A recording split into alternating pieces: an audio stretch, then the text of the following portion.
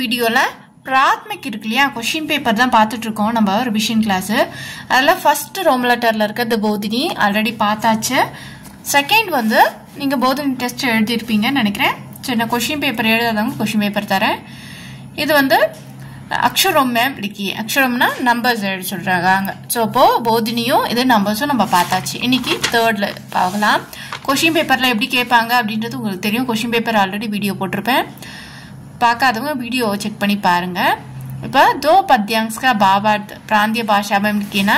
இது ஹெட்டிங் படிக்க தெரியணும். ஃபர்ஸ்ட் दो அப்படினா என்னது 2 எழுதணும்னு அர்த்தம். 2 எழுதணும். பாவார்த்தனா மீனிங் னு அர்த்தம். சோ அப்போ மீனிங்ல பிராந்திய பாஷா அப்படினா உங்களோட ஓன் மொழி, தாய்மொழி.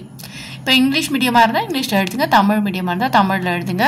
சரியா? இது ஃபர்ஸ்ட் மொத்தம் வந்து 5 கொடுக்குறாங்க. உங்களுக்கு ஆப்ஷன்ல 5 கொடுக்குறாங்க. 2 எழுதணும். அப்ப 3 ஆப்ஷன் இருக்கு. சரியா?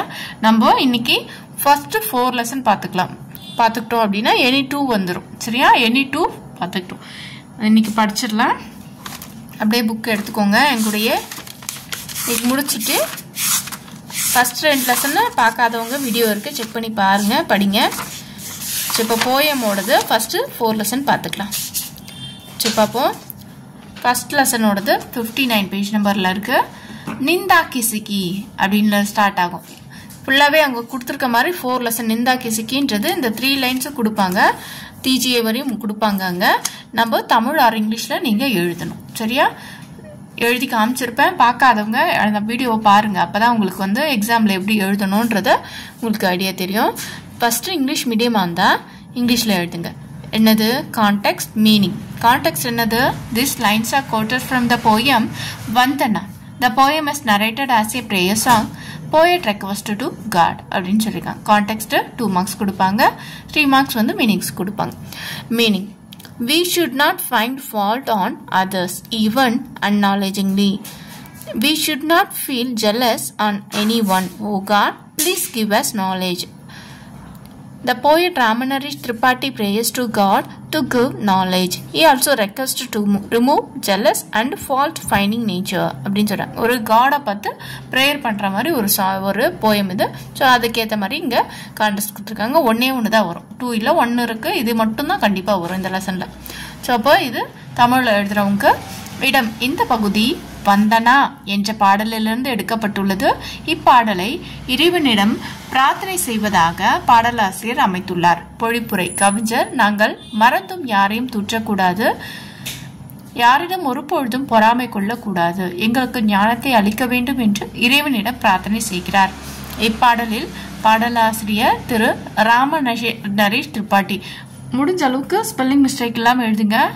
இறைவனிடம் ஞானத்தை அளிக்குமாறு, பொறாமை மற்றவற்றை நிந்தனை செய்தல் ஆகிய தீய குணங்களை நீக்குமாறும் வேண்டுகிறார் அப்படின்னு சொல்றாங்க. சரியா? இது first lesson.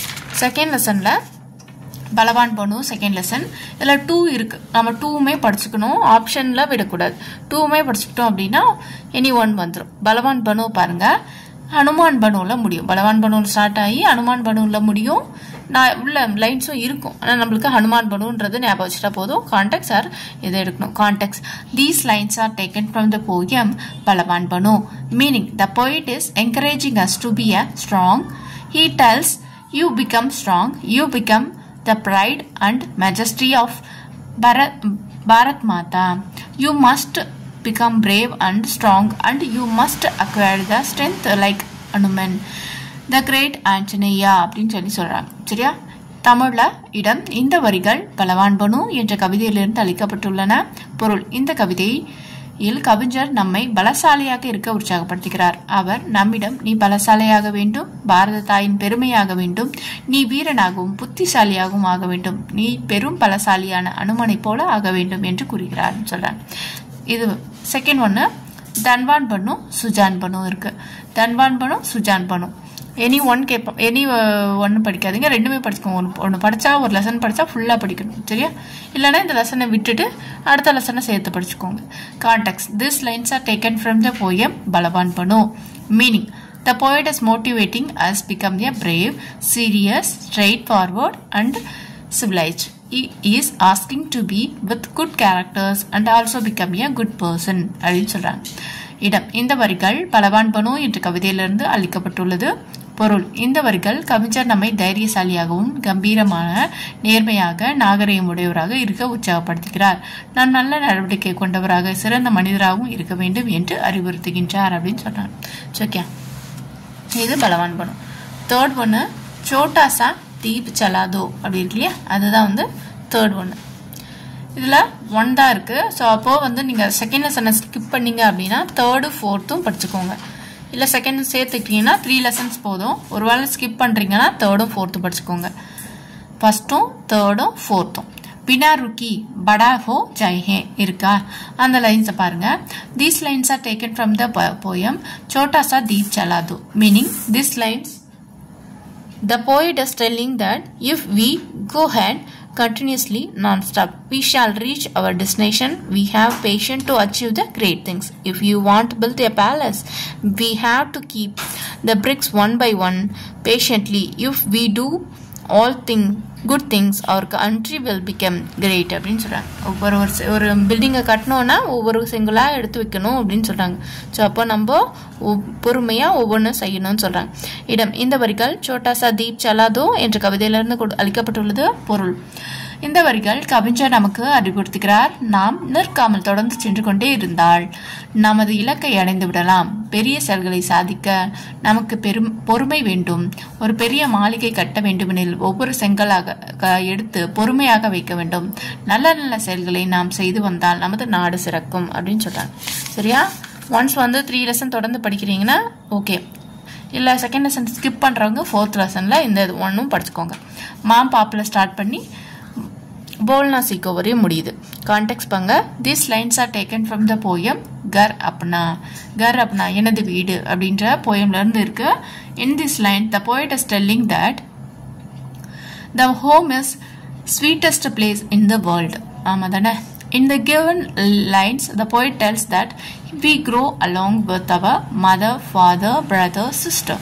In other house we learn to love, cry and we learn to play and speak அப்படின்னு சொல்கிறாங்க. நம்ம வீட்டில் தான் எல்லாத்தையும் கற்றுக்குறோம் இல்லையா? லாஃப் பண்ணவும், சிரிக்கவும், அழவும், பேசவும், நடக்கவும், எழுதவும், எல்லாமே நம்ம என்ன பண்ணுறோம்? வீட்டில் தான் கற்றுக்குறோம்னு சொல்கிறாங்க. இடம் இந்த வரிகள் கர் அப்னா என்ற கவிதையிலிருந்து அளிக்கப்பட்டுள்ளன. பொருள் இந்த கவிதையில் கவிஞர் நமது வீடுதான் உலகிலேயே மிக இனிமையான இடம் என்று கூறுகிறார். வீட்டில் நாம் நம் தாய் தந்தை மற்றும் சகோதர சகோதரியுடன் வளர்ந்து பெரியவர்கள் ஆனோம். வீட்டில் சிரிக்கவும் அழவும் கற்றோம், விளையாடவும் பேசவும் கற்றோம் அப்படின்னு சொல்றாங்க. ஸோ இப்போ இந்த லைன்ஸோட மீனிங்ஸ் இதுதான். இந்த லைனோட மீனிங் தான் இதை கேட்டிருக்காங்க. 4 lessons போதும்னா செகண்ட் லெசன் ஸ்கிப் பண்ணுறவங்க 4 படிங்க. 4 lesson வரையும். ஒரு வேளை செகண்ட் லெசன் படித்தா 3 lesson போதும். சரியா? இப்போ கொஷின் காப்பி பண்ணி எப்படி எழுதணும் அப்படின்னா, நீங்கள் செகண்ட் லெசன் விட்டுட்டா ஃபர்ஸ்ட் அந்த மீதி இருக்க 3மே first lesson, third lesson, 4th லெசனோட கொஷின் நிந்தா கிசிக்கு இந்த கொஷினை ப்ளஸ் வந்து அப்படியே பிராந்திய பாஷை இதையும் சேர்த்து காப்பி பண்ணிவிட்டு ஒரு வாட்டி பேரண்ட் கிட்ட காமிச்சு சைன் பண்ணிவிட்டு அப்புறமா நீங்கள் என்ன பண்ணணும், எனக்கு வந்து டெஸ்ட் எழுதணும். சரியா? அப்படி தான் டெஸ்ட் எழுதணும். எந்த ஒரு இதுவுமே கொஷின் காப்பி பண்ணிவிட்டு டெஸ்ட் எழுதணும். ஓகேவா? தன்யவாதம்.